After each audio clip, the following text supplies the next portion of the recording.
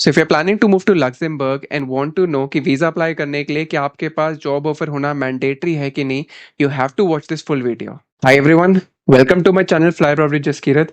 आज हम जिस कंट्री के बारे में बात करने वाले हैं, I have received a lot of queries for this country. It is one of the richest countries in the world.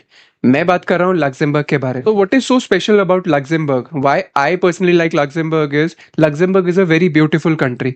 यहाँ पे जो जॉब मार्केट है वो काफी स्टेबल है, पब्लिक ट्रांसपोर्टेशन फ्री रहता है, टॉप टियर सेफ्टी। So, इस वीडियो के अंदर I have covered many topics in related to Luxembourg. Like number one could be the type of visas, किन वीजास के बेसिस पे आप लक्सेमबर्ग जा सकते हो, वो हमने इस सेक्शन में कवर किया। Number two is the news section. इस सेक्शन के अंदर मैं कवर करूंगा कि लक्सेमबर्ग के अंदर न्यूज में क्या चल रहा है, so that you will get an idea कि वहां पे अगर आपके सेक्टर से रिलेटेड कोई प्रॉब्लम चल रही है या कोई इश्यूज चल रहे हैं, वो आपको पता होने चाहिए before you plan to move. Three is the jobs in demand in Luxembourg. ऐसी कौन कौन सी जॉब्स हैं जो लक्सेमबर्ग में डिमांड में है, वो इस सेक्शन में cover. Number four, average salary, cost of living and the taxes applicable in Luxembourg. Next will be the benefits and the cons of living in Luxembourg. Job portals, क्या वहां पे जॉब कैसे ढूंढ सकते हो, and last will be the final tips जो मैं cover करूंगा लक्सेमबर्ग के। So let's start with the types of visas which are applicable in Luxembourg. Number one is short stay visa which is up to 90 days. ये जो visa है ये आपका use होता है फॉर टूरिज्म, बिजनेस और फैमिली विजिट्स के लिए। अगर आप वहां पे जाना है, ये वीजा आपको 90 डेज तक के लिए मिलता है। ये वाला वीजा मैं डिटेल में कवर नहीं करने वाला, मैं आगे जो दूसरे टॉपिक्स हैं वो कवर करूंगा इस वीडियो के अंदर। Two is salaried worker visa, EU blue card, self employed, student visa, family reunification and inter company transfer. इस वीडियो के अंदर I be discussing in details only two visas which is salaried worker visa and EU blue card. इस पे मुझे maximum queries आती हैं कि इसके बारे में थोड़ा सा एक्सप्लेन करने के लिए। Number one visa that I want to discuss here is the salaried worker visa. अगर आप इस वीजा के लिए अप्लाई करना चाहते हो तो आपको इसकी एलिजिबिलिटी के बारे में पता होना चाहिए।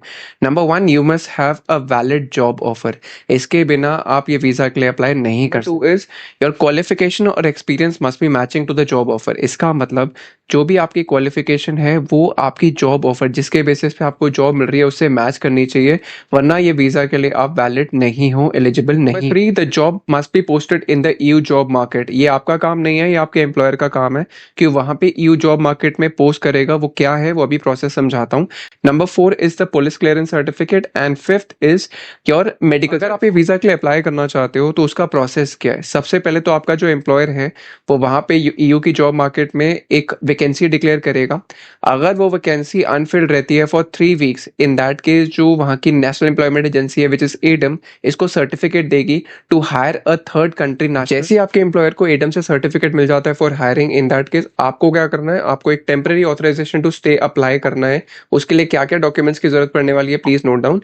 Number one would be the valid passport, birth certificate, clean criminal record, diploma या क्वालिफिकेशन, आपका एम्प्लॉयमेंट कॉन्ट्रैक्ट विद लक्सेमबर्ग के जो एम्प्लॉयर के साथ है, and the original copy of certificate. ये आपको फाइल करना पड़ेगा, तभी आपको टेम्पररी ऑथराइजेशन टू स्टे मिलेगा। Approval is valid for 90 days. जैसे ही आपको ये अप्रूवल लेटर मिल जाता है उसके बाद आपको टाइप डी वीजा अप्लाई करना है विद दी लक्सेमबर्ग एम्बेसी। आप लक्सेमबर्ग एम्बेसी के साथ वीजा अप्लाई करोगे, उसके लिए कौन कौन से डॉक्यूमेंट्स की जरूरत पड़ने वाली है, please note down. Number one is the temporary authorization stay का अप्रूवल लेटर।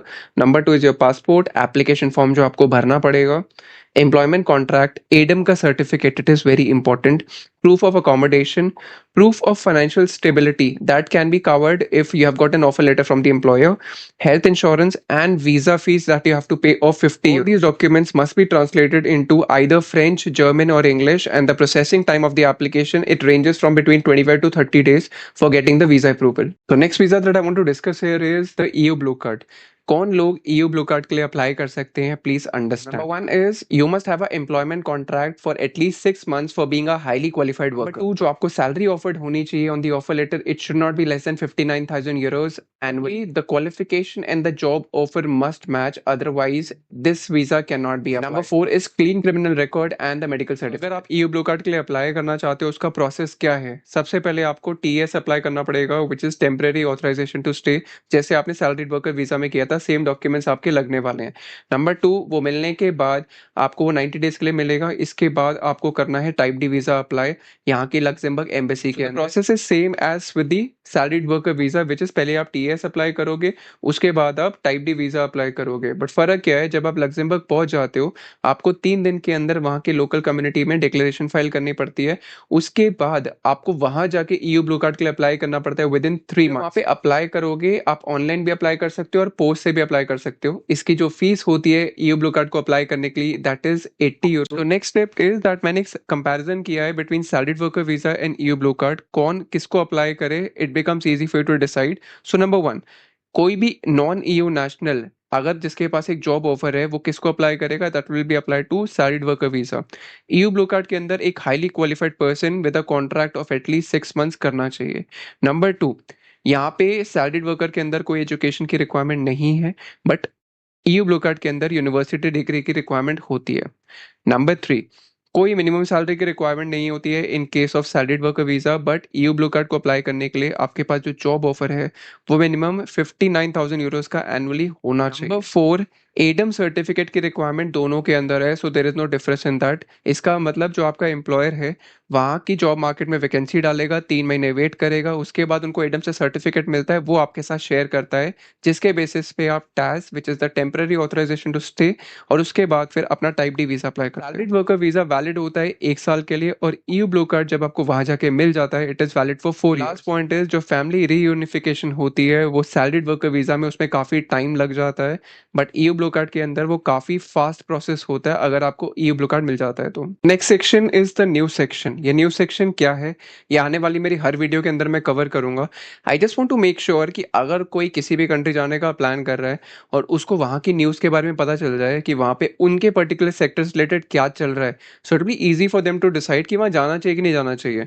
सो आने वाली हर वीडियो में मैं ये सेक्शन कवर करूँगा, सो दैट आपके लिए हमेशा कोई भी process easy. Let's talk about कि लक्ज़ेमबर्ग की न्यूज़ में क्या चल रहा है which might be relevant for a person applying for a work visa in Luxembourg. So मुझे एक न्यूज़ आर्टिकल मिला था for March 25 which said that construction sector में अभी लेबर शॉर्टेज है। उसमें बड़ा क्लियरली मेंशन था कि ये जो लेबर शॉर्टेज है वो शॉर्ट टर्म नहीं है, वो लॉन्ग टर्म इश्यूज हैं। वहाँ पे जो घर बनाने की वो कोशिश कर रहे हैं, उसके लिए उनके पास लेबर की shortage, and due to the labour shortage in the country they are not able to meet the demand of the houses, flats and building जो वो बनाना चाहते हैं वहाँ पे। Plus more than 32% of the workforce in Luxembourg is of the age of 50 years और मोर। See why I am quoting this article is, ये दो चीजें प्रूव कर रही हैं कि देयर इज अ चांस कि वहाँ पे शॉर्टेज है। और अगर कोई कंस्ट्रक्शन सेक्टर में जाने का प्लान कर रहा है, इन दैट केस वो प्लान कर सकता है, बिकॉज अगर इतनी लेबर शॉर्टेज है और आने वाले टाइम में भी रहेगा, so it might be relevant for a person जो वहाँ पे कंस्ट्रक्शन सेक्टर में काम करता है। नंबर 2 न्यूज जो मुझे मिली वहाँ पे मिली in relation to racism against the Muslim community, which is वहाँ पे क्लियरली बोला गया है कि बहुत सारे रेसिज्म के केसेस रिपोर्ट होते हैं by the Muslim community. European report कहती है कि more than 50% of Muslims have been victim of racism in Luxembourg. So if you're a Muslim and watching this video, please make a note कि वहाँ पे थोड़े से issues हैं, so please plan accordingly कि आपको ऐसी कंट्री में जाना है कि नहीं जाना।